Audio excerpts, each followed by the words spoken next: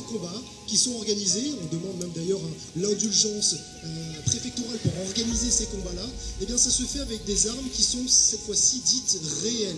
On enlève certainement le plombage au niveau de la pointe. Et donc on se retrouve avec une arme qui peut piquer, qui peut planter et qui peut toujours entailler.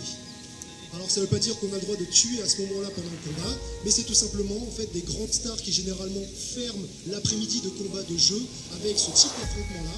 Pour ce genre de combat-là, ils seront payés le triple. Donc si on gagne déjà 3 à 6 ans de salaire de légionnaire romain pour un combat avec des armes réelles, on gagne 3 fois la somme. Mais du coup, dans les mains, les gladiateurs ont des armes qui peuvent à tout moment engager leur vie. Donc on va le donner dans les mains de grandes stars et le but du jeu c'est peut-être un peu de faire vibrer la foule pour montrer que ils ont une bonne technique pour quand même maîtriser les gestes avec une arme qui reste quand même dangereuse. Donc on apprend aux gladiateurs à vraiment couper et non pas à planter. Du coup on comprend aisément qu'un gladiateur sur un champ de bataille, il a peu d'intérêt à y être puisqu'il n'a jamais appris à tuer, contrairement aux légionnaires romains qui utilisent son glaive pour planter puisqu'on est vraiment dans l'art de la guerre. Chez le gladiateur non. Donc un gladiateur c'est pas un tueur. C'est juste un sportif qui est également un acteur religieux. Bon. Gladiatores, proquedite. Mettez-vous de chaque côté s'il vous plaît messieurs. Les deux premiers combattants, vous pouvez voir ici donc l'affrontement d'un grand bouclier face à un petit bouclier. Donc ici à ma droite l'Oplomaque, on peut l'applaudir. L'Oplomaque qui va combattre quand il est face au murmillon, c'est-à-dire le grand bouclier, avec dans la main une lance. Il peut donc avoir une arme d'astre dans la main qui va tenir à une main, mais ce n'est pas l'arme qui va en fait lui servir à entailler, blesser son adversaire. Ce qui va lui servir à créer les entailles, la blessure, c'est la dague qu'il va pouvoir tenir dans la main gauche du bouclier. Ça peut lui arriver pendant le combat de lâcher sa lance parce que son adversaire a réussi à la désarmer, ou alors lui, de lui-même qui peut lâcher sa lance, pour tout simplement, hop, changer d'arme en plein combat et passer plutôt dans des phases de corps à corps. Quoi qu'il en soit, aucune image d'Oplomaque, on voit la lance plantée dans l'adversaire, c'est une arme qui sert tout simplement à maintenir à distance le murmillon. Alors le murmillon, on va le décrire, donc l'extrême inverse, un grand bouclier cintré, véritablement l'avatar du légionnaire romain à l'époque de l'Antiquité. Grand bouclier cintré égale petit protège-tibia sur la jambe gauche, puisque c'est la jambe qui va rester en avant principalement pendant le combat. Et même si donc son bouclier est assez imposant, eh bien au niveau des armures, c'est celui qui est le moins protégé en combat, puisqu'on peut le remarquer ici, la cuisse droite et la jambe droite n'est pas protégée, et la cuisse gauche non plus. Donc il peut se faire entailler à cette zone-là. Chose que lui ne peut pas avoir. Au niveau de son équipement, il a une simple dague droite, et donc vous l'aurez compris, pour essayer de toucher son adversaire qui a une grande lance, il va devoir un peu courir pour chasser son adversaire, pour casser la distance et venir au corps à corps. Au niveau des casques, il porte des casques un peu lourds, qui font entre 4 à 6, 7 kilos.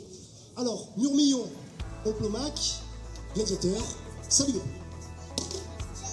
Messieurs, saluez-vous, on se met au centre, on garde à de custodiam, en latin. Restez prêt. Et pugnate, combattez.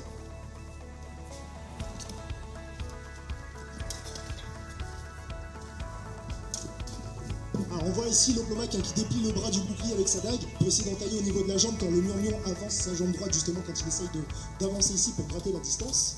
Donc c'est une chose pas forcément très patient, n'oublie pas, sois patient. Et dès que tu le sens, tu bondis un peu.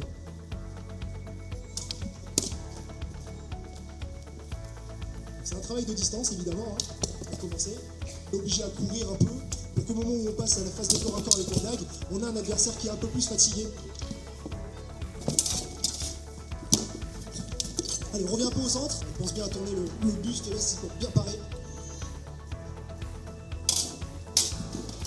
Intermittité. On enlève la dague, on se remet au centre. Est-ce que tu remets ta lance? On reprend la lance. Littéralement, pour le murmillon, c'est un effort qui est assez difficile parce que c'est du fractionné. Il va devoir attendre, bondir, donner le coup de dague, attendre, bondir, donner le coup de dague. De temps en temps, il se prend des coups également à la cuisse. Donc on imagine à l'époque, il est très fatigué. Et quand l'Oplomaque il lâche sa lance, on revient directement dans une phase de corps à corps. Et là, c'est assez éprouvant. Allez, messieurs, on reprend un nouvel assaut. Cette fois-ci, on reprend la lance. Pas de custodiam, on garde. Combattez. Allez, persévère. Va pas trop chercher. Attention à ta jambe droite.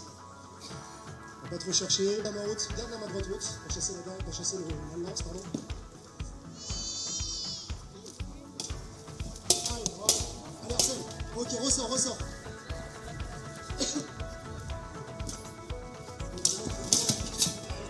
On revient au centre, on revient au centre. Au centre, au centre, au centre. Allez, persévère raté. On continue. Ah, c'est pareil pour les boucliers là. Et soyez précis. Pas de précipitation, propre. Bien messieurs, merci pour cet affrontement. On peut les applaudir. Et les Torres, salutate.